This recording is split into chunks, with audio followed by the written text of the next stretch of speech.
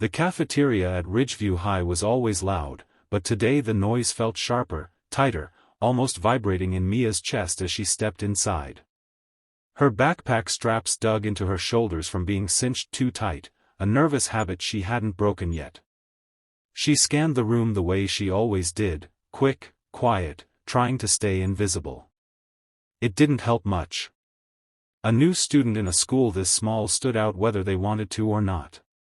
Mia walked with her tray held close, weaving between tables crowded with students who acted like they'd known each other forever. They probably had. This town wasn't big, and new faces were rare. She could feel eyes on her, not hateful exactly, but curious. Whispering. Watching. It was the same pattern every year, new school, new hallways, new people who didn't know anything about her and decided who she was anyway. Her dad had promised this school would be different. He always said that. Fresh start, he'd told her last week, ruffling her hair. New beginnings are just opportunities in disguise. She'd smiled, but inside she didn't believe it.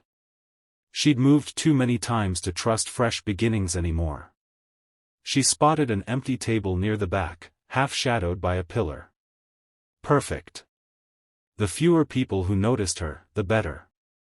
She tightened her grip on her tray and walked toward it. But she didn't make it far. 3 boys blocked the pathway, Brock Williams, Tanner Cole, and Jace Marsh.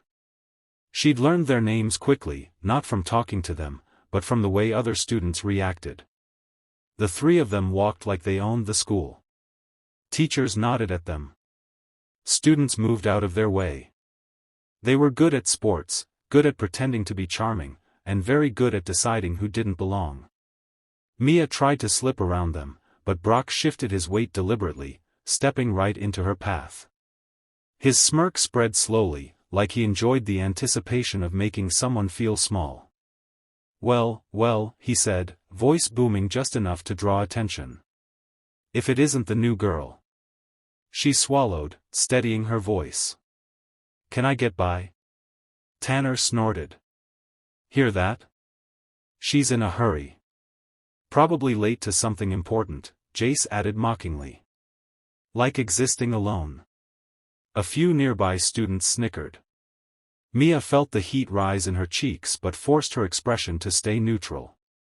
She had learned years ago not to show emotion, not fear, not anger, not even annoyance. Bullies fed on reactions. She stepped sideways to go around them. Brock moved again, blocking her. Hey. We're being friendly, he said. You could at least say hi. I don't want trouble, Mia said quietly. Oh, we're all about peace and love, Tanner said, lifting 2 fingers in a mocking peace sign. Right, guys? All 3 of them laughed. Mia tried again to skirt around them, but before she could take a full step, Brock reached out and grabbed the edge of her tray. It was a casual motion, as if he were just steadying it, but then he twisted his wrist. The tray flipped, the contents flying in an arc that seemed to move in slow motion. Pizza. Apple slices. Milk carton. Everything splattered across the floor with a wet, messy slap. The cafeteria noise dipped as students turned to see what happened. A couple of them laughed. Others winced. The janitor, sweeping in the corner, stopped mid-motion. Mia stared at the mess for half a second, her chest tightening. Not because of the food, but because now everyone was staring at her. Again. She dropped to her knees, gathering whatever she could salvage. Her fingers trembled slightly, but her face stayed calm. She wouldn't cry. Crying would only make things worse. Behind her, Brock chuckled. Oops, he said. Guess my hand slipped.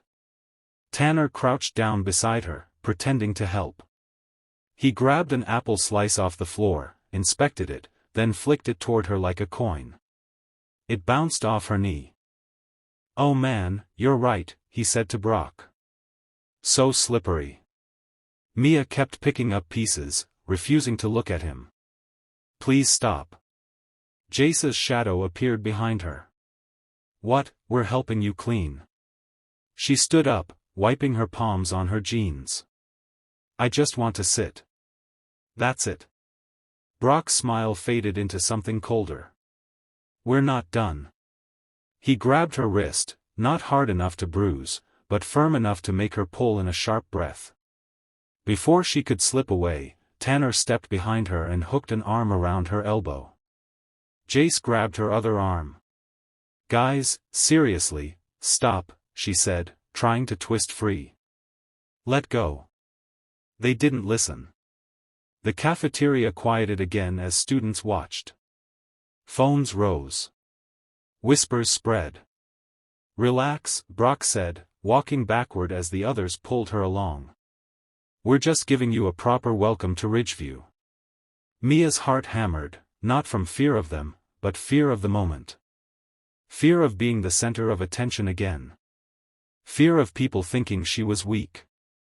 Her legs dragged across the floor as the boys hauled her toward a nearby table, the one right in the middle of the cafeteria. Guys, don't, she started, but Brock shoved her hard onto the tabletop before she could finish. Her body hit the surface with a dull thud. Pain shot through her elbows and hip where she landed. Her backpack slid off her shoulder and thumped to the ground, spilling everything inside. Pencils rolled in every direction, her sketchbook open face down, a folded photograph fluttering across the floor. Students gasped. A few laughed. Others filmed from behind soda cups, whispering things she pretended not to hear. Mia pushed herself up, jaw clenched, breath shaking. She wasn't fragile. She wasn't helpless. She'd dealt with worse. But humiliation had a way of hollowing a person out. She reached for her backpack. Brock put a hand on the table, leaning over her. Come on. We're just getting started. Mia's fingers curled into fists. She said nothing. If she opened her mouth, she wasn't sure what would come out, fear, anger, or the truth she never told anyone. That she wasn't scared of them. That she wasn't alone. That her father, a man no one here could imagine, was only 15 seconds away from walking through the cafeteria doors. And when he did, everything was going to change.